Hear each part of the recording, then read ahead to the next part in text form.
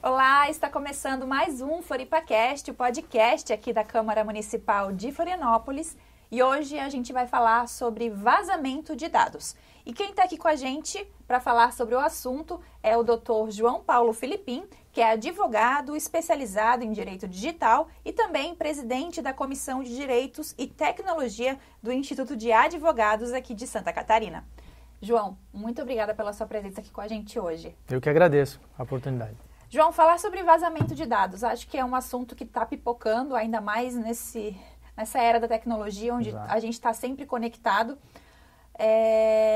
Recentemente, a gente viu uma notícia, né, que tinha sido vazados dados de FGTS de milhares de pessoas e que esses dados estavam sendo vendidos, né, em algumas plataformas da Deep Web, no caso. E eu queria que a gente falasse um pouquinho sobre isso. A gente não sabe ainda se essa informação realmente é verídica, até porque a Caixa nega esse vazamento. Mas eu acho que é importante a gente falar sobre o assunto, falar como se proteger, como que o cidadão pode lidar com isso. Exato. Surgiu agora em agosto, né, que ganhou uma força muito grande pela divulgação de um hacker que divulgou assim, eu tenho uma lista com milhares de dados de pessoas que têm o FGTS na Caixa Econômica. E aí anunciou isso, e anunciou ainda por um preço, até de se desconfiar do preço, R$10.000 por essa grande base de dados. E isso ganha uma proporção grande na medida de notícia, de se alastrar, na medida em que as pessoas dizem, poxa, mas espera aí, meus dados que estão lá do FGTS, eu posso perder o FGTS? Não posso? Pode sacar em meu nome? Em princípio, a Caixa Econômica negou esse vazamento. Então, vamos chamar, a versão oficial que se tem até o presente momento é a Caixa declarou, não houve vazamento. Né? Então, essa é a versão oficial. Apesar disso, havendo uma notícia nesse sentido, os órgãos competentes, como a Autoridade Nacional de Proteção de Dados, ela tem que instaurar um procedimento para investigar. Não, de fato, não aconteceu, vamos instaurar e confirmar isso aí. Agora, entendo essa versão oficial, a Caixa negou e as pessoas, em tese, não precisam se preocupar. Mas, de qualquer modo, e isso não vale só para esse fato, vale para o nosso dia a dia, vale sim confirmar os seus dados com a Caixa Econômica Federal. Então, o senhor acha que seria válido, mesmo a Caixa em nota falando que realmente isso não aconteceu? Isso é uma profilaxia com os nossos dados. Na medida em que eu tenho lá o meu aplicativo da Caixa Econômica, não custa eu mudar a minha senha de acesso. Não custa eu confirmar os meus dados lá, o e-mail de confirmação, confirmar, dependendo do aplicativo, não só da Caixa, mas algum outro aplicativo, confirmar conta bancária que eu coloquei ali naquele aplicativo. Então, são medidas que, independente de notícia de vazamento ou não, é interessante o usuário ou do sistema da Caixa Econômica, o usuário de algum banco, de alguma empresa de telefonia, ter esse cuidado de tempo em tempo, verificar, modificar a sua senha, e, claro, modificar e não colocar senhas óbvias, data de nascimento, uma força de segurança, e fazer isso de tempo em tempo, com ou sem notícia de vazamento. E se tiver uma notícia, ainda que não se confirme verdade, com mais razão ainda, né? O quanto que nós estamos vulneráveis hoje em dia em relação aos vazamentos de dados? Como nós estávamos conversando aqui nos bastidores, né? O senhor até citou, quando você vai em algum lugar e deixa sua digital, ou seu CPF, qualquer coisa, seu telefone, seu endereço. Como que nós estamos hoje em dia vulneráveis, né? Assim, para a gente entender onde é que nós estamos, se a gente olhar para 5 anos atrás, um pouquinho antes da pandemia, nós vivíamos num mundo, né? A pandemia veio e nos trouxe, nos jogou para dentro de casa e, ao mesmo tempo, nos jogou para dentro de uma tela. Então, a partir daquele momento, muitos serviços que antes você ia para um banco, você ia para uma operadora de telefonia, mais do que nunca aceleraram o processo de digitalização. Então, a partir daquele momento, as redes sociais tiveram um boom crescendo, já estavam crescendo, comércio eletrônico, você passou a comprar à distância, e para comprar à distância você precisa colocar dados. Então, de repente, o pessoal que estava fora no mundo offline ainda, foi para o mundo online. A partir desse momento, nós começamos, se eu preciso entrar no mundo online, eu começo a deixar as minhas digitais, literalmente, nesse mundo online. E a partir daí, muitos serviços de segurança também se tornaram online. Por exemplo, e aí o que nós falamos aqui nos bastidores. Por exemplo, você entra em academias onde te pedem a digital. Como segurança de entrada. Pô, se você fosse pensar bem, você precisa da digital para entrar na... Pô, podia ter uma senhazinha simples para entrar? Não, tem a digital. Aonde essa digital está armazenada? Eu faço uma compra de um lanchinho qualquer para tarde. Vamos lá, tem que passar os dados do meu cartão. Eu passei por onde? Pelo meu celular, pelo terminal de computador do trabalho. E à medida em que a gente foi jogado para esse mundo digital, essa cultura que era quase inexistente no passado começou até agora assim, para onde é que está indo essa quantidade de dados e de dados que possa se transformar em informação, para onde ela está indo e o que pode se fazer com ela. E aí, bem intencionados e não tão bem intencionados começam a ter uma visão muito grande. Bom, peraí, informação para mim é muito importante, seja para aplicar golpe, seja para simples uso em marketing. Então, o que acontece, resumindo assim, a gente foi jogado para o mundo digital digital começou a ser abastecido com muitos dados, e esses dados, inclusive tem aquela, já está no trivial, aquela que o novo petróleo, os dados são o novo petróleo.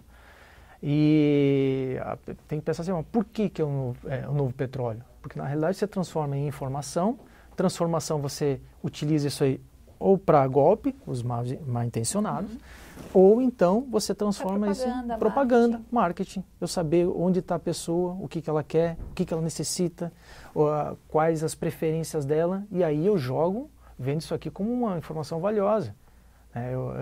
Qual é o meu produto, qual é o meu serviço?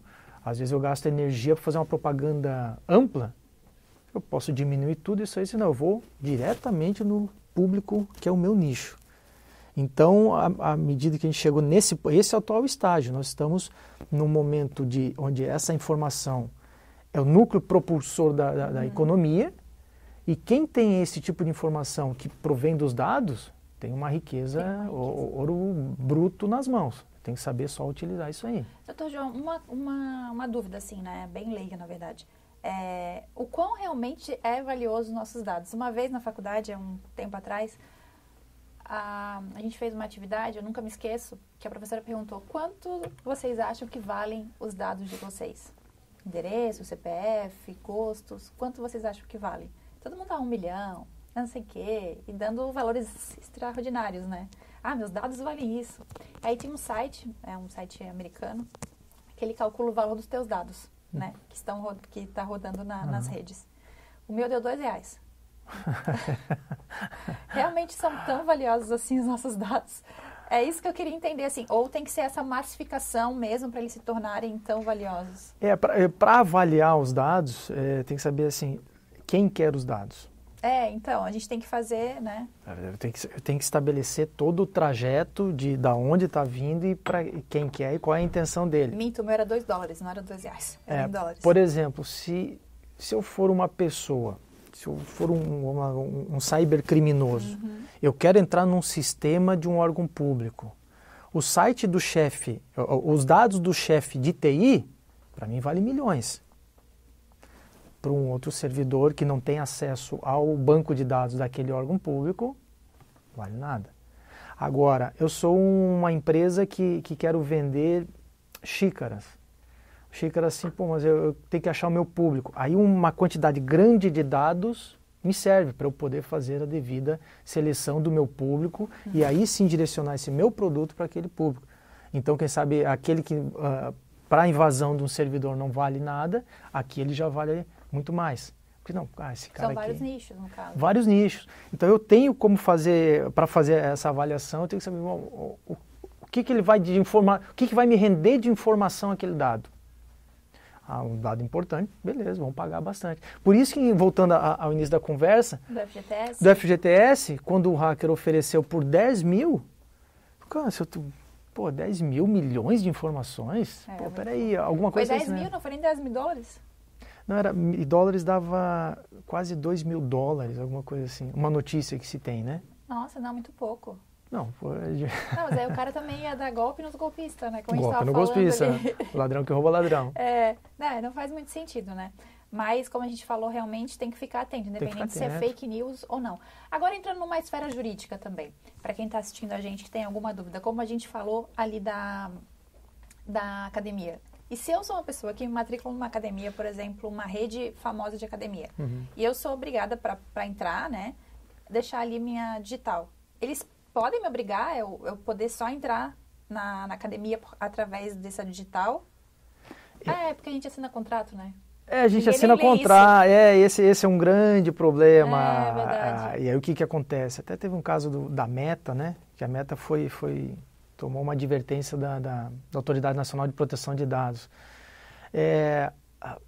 A população em geral ainda está muito vulnerável com relação a essa questão de entregar ou não os dados. Uma questão cultural nossa, que é recém agora que nós estamos começando a se preocupar, a saber da importância, a saber que é interessante eu ter essa cautela. Até porque a gente fala, não tem nada não devo nada para ninguém. É muito comum dizer assim, minha vida é um livro aberto. Meu livro é muito aberto, a gente fala muito. Será que é? Pô, peraí.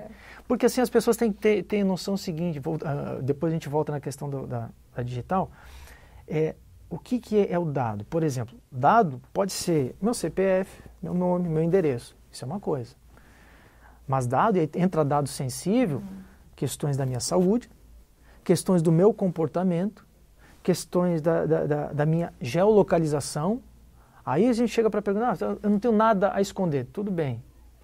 As tuas preferências de navegação na internet, você divulgaria amplamente assim? Não sei. Bom, não sei. E a gente já começou a conversar seriamente. Os dados, não. Aqueles que a gente chama assim da parte da privacidade, vida privada, intimidade e o segredo.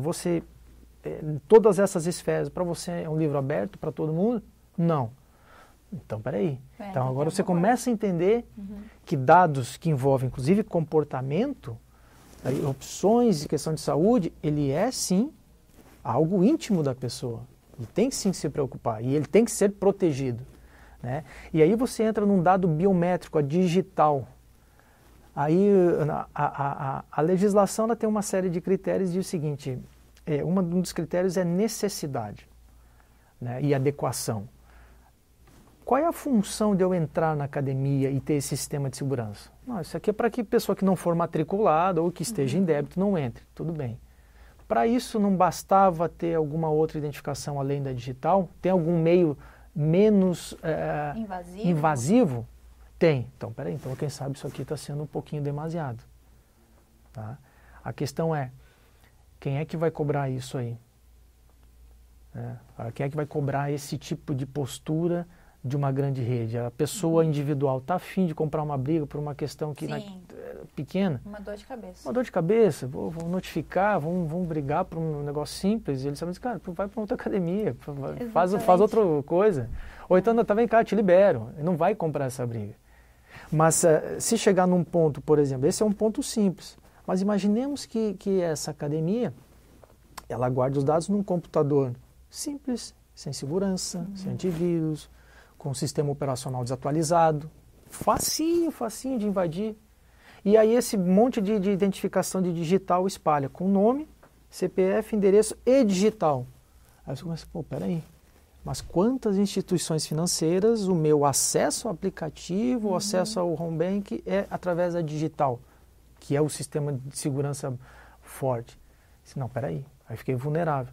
Então, a partir do momento que a gente começa a ter uma cultura um pouco mais forte nessa seara, o nosso dia a dia a gente vai começando a ver se, prestar atenção. Porque, poxa, mas lá tem isso. Porque eu acho que a gente está tão amarrado nessa questão de fornecer os dados para qualquer coisa simples, como tu falou, acho que foi um boom realmente ali depois de 2020, a partir da pandemia. A gente ficou muito amarrado, cercado por todas as esferas. Esses dias eu fui numa aquelas lojas de arrumar celular, uma técnica, e tive que deixar lá meu endereço, meu nome, meu CEP, meu CPF. Mas qualquer compra simples agora tu tem que deixar tudo. É compra simples. Inclusive, é que hoje em dia está mais, foi até normatizado isso, mas estamos falando de uma década atrás, onde nem tinha lei de proteção de dados, uma rede de farmácias grandes em Minas Gerais foi notificada pelo PROCON de lá e o Ministério Público, inclusive aplicaram uma multa altíssima, pela questão que hoje está bem no nosso dia a dia, que é fazer uma compra na farmácia e assim, me dá teu CPF que eu te dou um desconto. E aquela época eu perguntava, tá, mas peraí, para dar desconto precisa o CPF. Qual é a relação CPF e desconto? Não, é para formar, para identificar a pessoa. Não, para identificar a pessoa você tem nome. Você pode fazer um número de ID da pessoa. Ah, João Paulo, ID tal. Cara, não vai ter outro. Pode ter um homônimo, mas aí estamos falando da exceção. E aí chegar assim, qual é a relação? Não tem relação não. Então, peraí, é desnecessário você pedir. Hoje já se justifica, CPF, ele, na realidade tem um banco de informações para não ter, com planos de grupos de pessoas que têm um tipo de desconto e por aí vai. E está normatizado. Mas aí no dia a dia você vai começar a fazer esse tipo de jogo. Vou fazer ligo para a loja lá para fazer uma compra. Às vezes tem loja que pede os dados por WhatsApp. Não, passa aqui, não, tudo bem. Tchau. A gente está muito cercado, vendo assim no dia a dia, qualquer coisa, qualquer compra é o CPF. E aí você começa a entender o seguinte, assim... E até que ponto também eu posso me negar, né?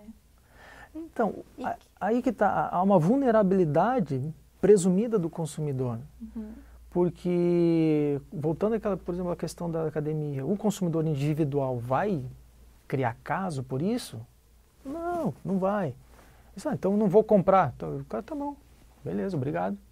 Agora, não, mas eu quero participar do programa tal, eu quero comprar, beleza, as regras são essas. O que acontece? E aí uma expectativa futura.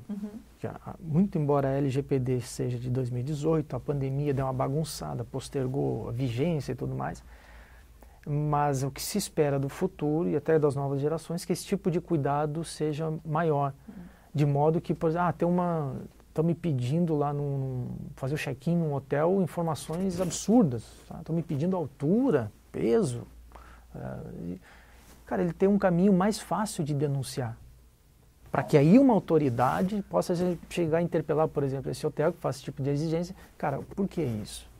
De que forma ele pode denunciar? É uma coisa que poucas pessoas sabem, mas a Lei de Proteção de Dados, ela me garante o direito de chegar para qualquer instituição que me peça os meus dados, eu fazer um simples pedido, quais são os dados que você tem de mim aqui? Tem 10 dias para responder. E aí, se não responder, eu tenho uma situação onde eu possa gerar uma denúncia para a autoridade nacional. E aquele órgão, instituição, comércio, é obrigado a responder nesse tempo? Obrigado a responder. Ele não tem opção de não responder. Porque isso... coisa que a gente não sabe. Coisa que a gente não sabe. Porque agora que a gente está começando a ter essa noção de, cara, isso aqui é meu patrimônio, isso aqui é minha intimidade. Por exemplo, se você pegar um e-mail, as pessoas podem fazer esse exercício de pensamento. Pegar um e-mail mais antigo, assim, às vezes, criei um e-mail alguns anos atrás, e de repente vem uma propaganda, do nada que tu nem lembra, assim, de onde é que veio esse cara? Não, esse e-mail eu só usei aquela vez, cara, tá na base de dados deles. E por algum momento... Hotmail. Eu tenho um Hotmail, veio umas propagandas de lugares onde eu já nem moro. Mas está na base de dados daquele pessoal, que aí por algum determinado momento o setor comercial da empresa chegou, reúne a base de dados, vamos fazer uma campanha. E aí você recebe do nada, não, peraí, eu posso chegar para esse cara, tira da tua base. Eu não quero mais. Isso aqui me pertence, essas informações. Claro, isso é regra geral, mas assim, tem dados que eu não posso me negar a dar pro comerciante. Por exemplo, dados de uma compra, eu não posso me negar, eu não vou te passar o meu CPF na compra. Mas ele precisa para emitir a nota fiscal. Também assegura, né, ele? Assegura ele, porque ele tem uma obrigação legal de emitir nota fiscal, então eu sou obrigado, eu não posso me negar. Então, mas se tiver aquela informação que não tenha sentido ou não seja adequado para a compra, né? Que é a quem? A gente usava em algumas palestras para hotéis, né? E aí dizia o seguinte, você chega no hotel, tem a lei de hospedagem, ela tem uma obrigação, você tem nome, dados, assim, informações que a própria lei diz. No entanto, se o hotel chega o seguinte, tá, deixa eu ver o seguinte, você vai se hospedar aqui, qual é a sua altura? Eu disse, mas por quê? Qual é a sua altura? Qual é o seu peso? Você tem algum problema de saúde? E começa a se não, peraí, eu estou me hospedando num hotel, eu não estou me internando num hospital, não estou indo para fazer algum tratamento. Agora não, isso aqui não tem sentido, não pode me pedir, isso aqui é invasivo, está ofendendo inclusive a minha intimidade. No entanto, se eu estou entrando numa instituição, pode até se chamar de hotel, mas estou indo lá para fazer um tratamento específico, onde esses dados são necessários, aí esse dado ele começa a se tornar adequado, relevante e necessário. Mas chega nesse ponto de pedir esse tipo de informação? Não, a não ser que seja para a instituição que vai fazer um tratamento, um spa. Um spa, alguma coisa. Agora, o hotel pedir essa... Não, eu conheci, não revelar nomes, evidentemente, mas tinha hotel que pedia algumas preferências, por exemplo, se eu gosto de travesseiro mais macio, mas não. Você dorme assim ou você dorme assado? De manhã. Porque eles tinham um programa a que ponto que isso de bem-estar. De bem-estar, a que ponto, né? Aí foi uma discussão danada, ele pode ou não pode pedir? Eu falei, olha, você está pedindo dados de comportamento absurdamente íntimos da pessoa. Como é que você vai fazer? Não, mas é para uma melhoria, porque quando a camareira vai chegar lá no quarto, ela já deixa tudo pronto, ela deixa da forma que ele gosta. E assim, cara, é bem intencionado. E aí entrou numa chamada zona cinzenta de discussão. Exato, porque fica numa zona cinza que tu fica pensando, né? Realmente, como que eu vou me incomodar com essa coisa se realmente eu gosto do meu travesseiro alto e macio? Aí a solução, a gente sempre tem que dar uma solução, ainda que seja dizer que não tem a solução. E aí, à época, nós falamos o seguinte, olha, princípio da transparência. Avisa o teu hóspede. Nós temos um programa de bem-estar, nós temos personalizado assim. Para isso, precisamos de alguns dados seus. Quer participar? Os benefícios serão esses, você vai ter isso. Para participar isso. Se você tiver disposição de ter essa experiência única no nosso hotel, ok, aí fazia. Foi aonde se teve, aí mas mesmo que reclamasse depois, transparência. Eu fui claro com ele. Sim. É aquela coisa que a gente falou também, né? Eu estava no contrato. Tem uma disposição no Código do Consumidor, que o Código do Consumidor é lá, temos fazendo 20, 30 e poucos anos, no início dos anos 90, 1990. Tem uma disposição lá que diz o seguinte, se eu tenho um contrato com extrema técnico, de difícil leitura e difícil compreensão, as cláusulas que me prejudiquem, elas não têm validade. Então você começa, mas isso existe? Isso existe, está lá. Gente, bom saber, é uma aula. Está lá, assim, então você vê aquele negócio, sabe aqueles formulários que tem um texto, você diz, cara, vou ter que contratar um advogado para conseguir entender isso aqui, meu amigo. Isso não existe, isso não tem como. Doutor João, vamos entrar num assunto polêmico, já que a gente está falando sobre lei de direitos de dados. A gente teve muita discussão nos últimos tempos a respeito das redes sociais. O Meta, como o senhor muito bem mencionou, que hoje faz parte do Instagram, Facebook, teve o Zuckerberg sofreu um processo, inclusive, por causa de vazamento de dados, né, de não fornecer os dados. Até que ponto a gente tem esse direito de expressão e nossos dados não serem vazados? Até que ponto que a empresa realmente tem que resguardar esses dados? Tem algumas consequências com relação a essa segurança. Por exemplo,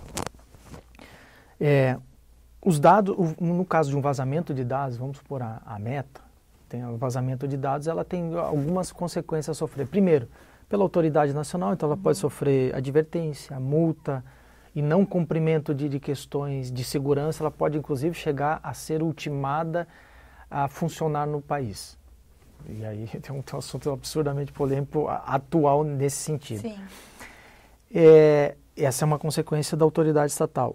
Segundo, se o vazamento de dados causou um prejuízo pessoal para cada pessoa, pegando a individualidade dela, ela tem direito a uma indenização, provando que o vazamento de dados de fato gerou algum prejuízo.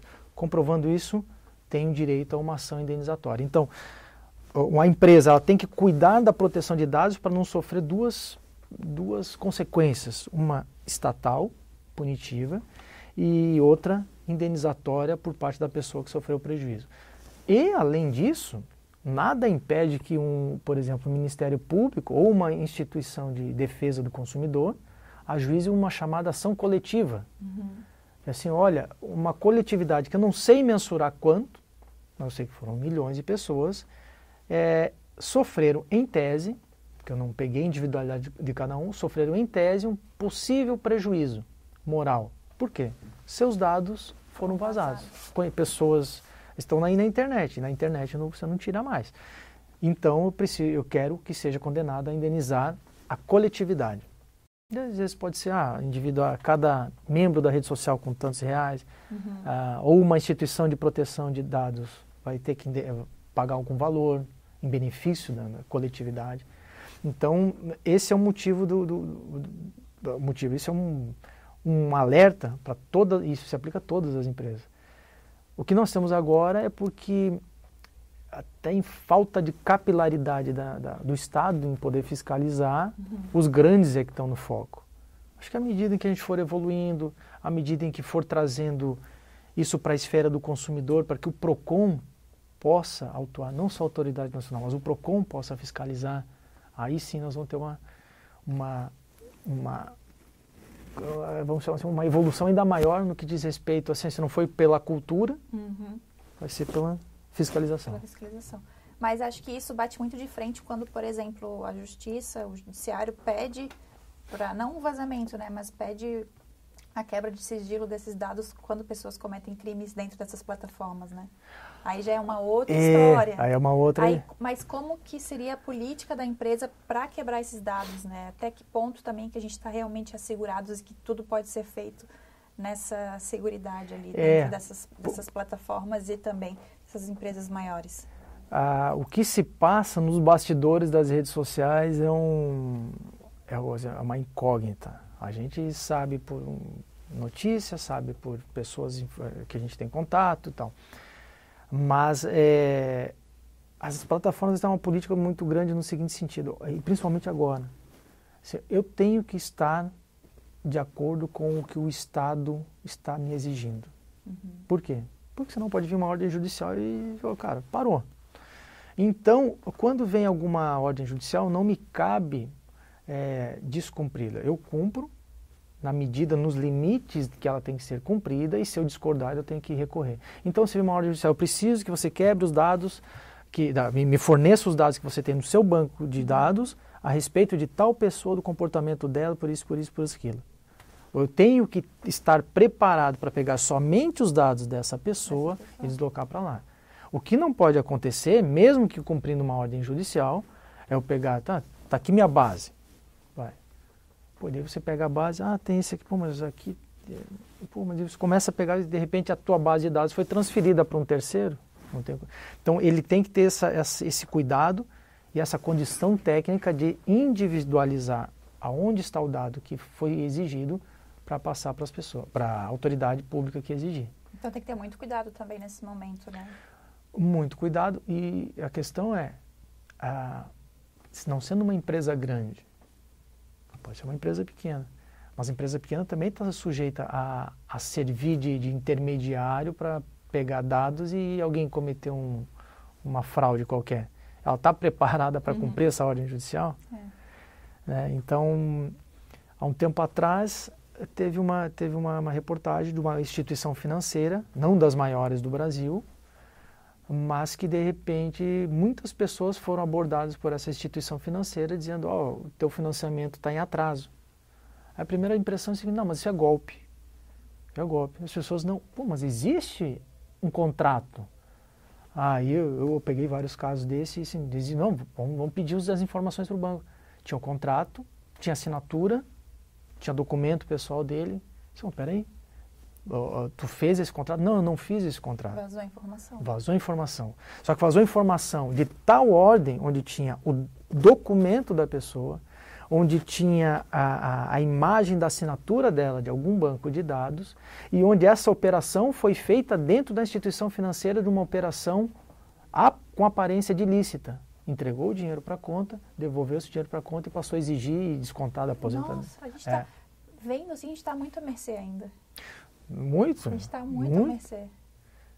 Só jogar o nome no Google. E detalhe, assim, uma vez Esses dias eu joguei o meu. Ah, é? Aparece lá a lista do vestibular, o que mais aparece? Meu CNPJ, nossa, aparece o meu CPF, matérias que eu fiz. Coloca assim então no Google, coloca teu nome entre aspas e bota PDF. Vai ver algum trabalho teu que tu tenha publicado, ou que esteja publicado em algum lugar. Aí tem outros... Meu nome, o nome da pessoa completa, quem quiser saber, nome completo é o ladinho. Põe entre aspas, né? Que dele a busca vai ficar centrada ali e é o tipo de documento. PDF, não sabia dessa. Ah, não, para buscar o Google tem um cara que faz inclusive o curso Google Hacking. Ensina vários mecanismos, porque o sistema de busca ele tem algumas chamadas de programação que tu coloca, eu quero sistema de documento PDF, eu quero o URL de sites antigos. Poxa, ele tem uma série de coisas que tu pode buscar. Esses dias eu joguei assim. Por exemplo, tu pode buscar assim, ó, eu lembro isso porque eu tive um antigo telefone que meu sobrenome estava escrito errado. Ah, meu Deus. Só um lugar estava escrito daquele jeito. E eu recebia propagandas de outras empresas com o sobrenome daquele jeito. Eu falei, cara, eu sei de onde está vindo. Então digita, lá tinha errado. Pô, põe entre aspas, sobrenome. O meu tinha 2 P's, tinha 1 P. O meu Melo tinha 1 L, tem 2 L's, tinha 1 L só. Então, fazia esse tipo de brincadeirinha para achar. E, por exemplo, assim, tempo atrás eu fiz uma palestra para a questão de proteção dos direitos das mulheres, de stalking e tal. E aí eu falei, vocês já viram o Google Maps de vocês? Que se você usa o Android e usa o Google Maps e você deixa ele ligado, ele fica gravando a tua geolocalização. Aí, não, então vem cá. Eu fui ensinando para ele assim, olha só, eu vou dar para vocês onde é que eu estava no dia, eu peguei a data de aniversário da minha filha, já está, esse é o dia de aniversário da minha filha, olha o que eu fiz esse dia. E botei ali. E ele mostrava, inclusive, no mapa, aonde eu andei. E não há nada legal. Por quê? Quando eu baixei o Maps, eu autorizei. Então... Li e concordo com os termos. Então, se você citar isso aqui, tem outros aplicativos que têm esse tipo de informação, você tem a tua vida no meio ambiente digital. Sabe mais do que você... Se eu te perguntar agora, há 503 dias atrás, você estava onde esse horário? Faço ideia. Pode ser que você não saiba, mas quem sabe se você consultar o Maps vai dizer, não, você estava naquele local esse dia. A gente tá muito amarrado, mas eu ainda... Será que vale só realmente R$2, $2? Aí que tá, eu tô desconfiando, acho que vale mais do que esses 2. Será $2?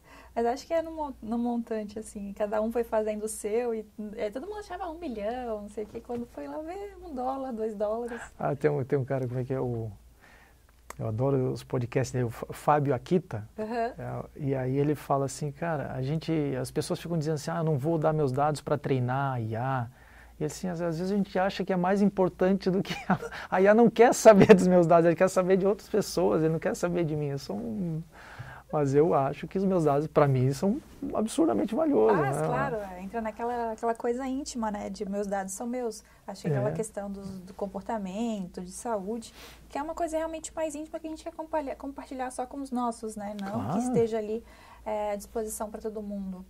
Se alguém acessar teu Maps, saber que você tem sempre aquele trajeto, tá? No sábado tem outro trajeto. Pô, isso aí não é importante? Claro. Poxa, demais. Demais. Mas tem como fazer isso? Hoje em dia, todos esses hacks fazem tudo, né? Meu Deus do céu. Não, é que no aplicativo tem. A questão é que ele não... O meu, qual que é? O meu não é o Maps, é o outro, é o Mapas. Mas eu nunca deixo... Uma vez eu vi... Depende se tem autorização ou não. Eu nunca deixo meu localizador ligado. Uma coisa eu nunca deixo ligado. É um bom indicativo para você não fornecer esse tipo de dados de geolocalização. Primeiro porque consome muita bateria e depois porque também eu fico com medo realmente. Acho que eu já ouvi falar sobre isso. Acho que foi alguma vez, daí eu acender a luzinha, não vou mais deixar ligado. Mas isso aí, ele tem uma importância, tu vê, a questão de dados, ela envolve a questão de marketing, de golpes e uma questão de judicial e de proteção. Por exemplo, se você tem essa questão da geolocalização ligada 24 horas, e você pode ter uma questão trabalhista. O funcionário dizia que ficava até as 9. Vamos ver? Vamos ver. Não, desculpa então. Alguma coisa está errada. Agora, uma questão mais séria de stalking, ou seja, uma pessoa perseguindo outra. Acontecia muito com um ex perseguindo ex-companheira ou ex-esposa. Aí, não, mas ele está me perseguindo. Pô, como é que eu vou provar? Cara, deixa quebrar esse tipo de sigilo para apuração de um possível crime. Se eu quebrar esse resguardo de sigilo e verificar, a minha geolocalização com a dele fica a semana inteira a uma distância de 20, 30, 50 metros. Só que eu estou no meu trabalho, eu estou na minha casa, ele não. Eu tenho um belo indicativo de esse cara está me perseguindo. Né? Espero que a gente possa ter sanado algumas dúvidas. Acho que a gente pode falar mais um pouquinho mesmo, algumas dicas de final, assim, como se proteger, né? Já que a gente, durante o podcast, a gente viu que a gente está amarrado, que o negócio está feio. Que a gente não tem muito para onde fugir, né? Mas como que a gente pode se resguardar, nem que seja minimamente? Eu tento deixar o meu localizador pelo menos desligado durante todo o tempo. Em termos assim, nos meus aplicativos, os aplicativos que as pessoas tiverem no celular, procurar conceder o mínimo de autorização possível para o funcionamento dele. Preciso da geolocalização. Autorizar somente quando estiver usando o aplicativo. Esse é um dado. Uma informação. A outra questão, e aí eu acho que essa é a mais simples e mais que pode ser, porque tem pessoas de idade, tem pessoas que leigas em tecnologia, é o seguinte: sempre quando fizerem algum cadastro na internet, sempre quando fizerem a necessidade de pôr uma senha, primeiro, uma senha minimamente segura. Nada de nome, nada de 1, 2, 3, 4, que muitos aplicativos já nem aceitam isso, mas evitar nome de filho e por aí vai. E de tempo em tempo trocar a senha. Não ficar, estou com uma senha que faz 2 anos a mesma. É muito tempo, é muito tempo. É complicado trocar, porque eu posso esquecer. É complicado, é chato, mas tem que trocar. É uma manutenção que tem que ser feita. É uma feita. manutenção a mais simples possível. Isso aí já, um percentual gigante de tentativas de invasão já seria sanado.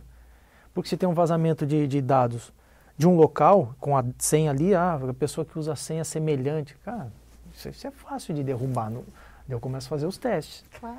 Mas se eu for trocando de tempo em tempo, isso. Outra coisa, quando vier, por exemplo, voltando lá no início, quando vier alguma notícia de possível vazamento, antes de saber se é verdade ou não...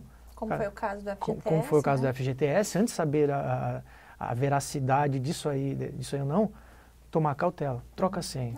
Confere os dados no aplicativo. Se é fake, estão mexendo com isso, então pelo menos eu vou me resguardar de alguma forma. E para a questão de golpes que acontece quando roubam dados, golpe de receber SMS, clicar, golpe de receber mensagem no WhatsApp, golpe de receber ligação, sempre procurar a instituição real. Recebi do banco que eu tinha que fazer. Vá ao banco. Vá até o banco. Ou procure o telefone oficial do banco. Recebi é muito comum da Receita Federal, época de imposto de renda. Vá à Receita. Dá trabalho? Dá trabalho. Mas isso evita uma dor de cabeça gigante, né? Acho que é o simples, né? É o simples. A gente tem que se habituar, tornar isso hábito, né? Se proteger. Eu acho que é como a gente tinha falado anteriormente, é uma questão ainda muito cultural do brasileiro. Nossa, né? Inclusive de falar, não tem nada a ter. Não, minha vida é um livro aberto, não tem problema. Vão querer também pegar meus dados para quê? Não vale nada. $2. $2 está tudo certo. Está tudo certo, então não estou nem aí. Mas acho que a gente tem que realmente aos poucos, né, com essa nova geração, introduzindo mais esse assunto, que a gente consiga mudar um pouco também essa mentalidade no futuro. Espero que a gente ainda consiga ver. Eu acho que vai ter, porque se a gente pegar tantas questões acontecerem, né? Vendo os jovens cada vez mais novos entrando no mundo digital, espero que essa nova geração, já nesse mundo digital, consiga ter essa noção, essa cultura de proteção dos dados. Agora acho que a geração Z, a gente pode fazer um balanço, né? A geração Z agora que são os adolescentes, nem se são os adolescentes, são os jovens, eles não postam mais no Instagram. Porque também, se tu for ficar postando direto no Instagram, todo mundo vai saber onde tu tá. Tu tens uma conta aberta, estás ali mostrando. Então, eles são os que menos postam no Instagram, tanto stories quanto realmente no feed. Então, acho que eles estão tendo uma outra visão para as redes sociais e outra visão de se expor também, né? Muito embora alguns no TikTok exageram. Aí mostram toda a intimidade de dentro de casa. Talvez seja, eu não quero saber onde ele está, mas eu quero saber o que ele faz. De um lado não tá, do outro lado tá. Doutor João, muito obrigada pela sua presença. Foi um prazer tê-lo aqui com a gente no nosso podcast. Eu que agradeço. Obrigado. Um beijo, FloripaCast fica por aqui. Até mais.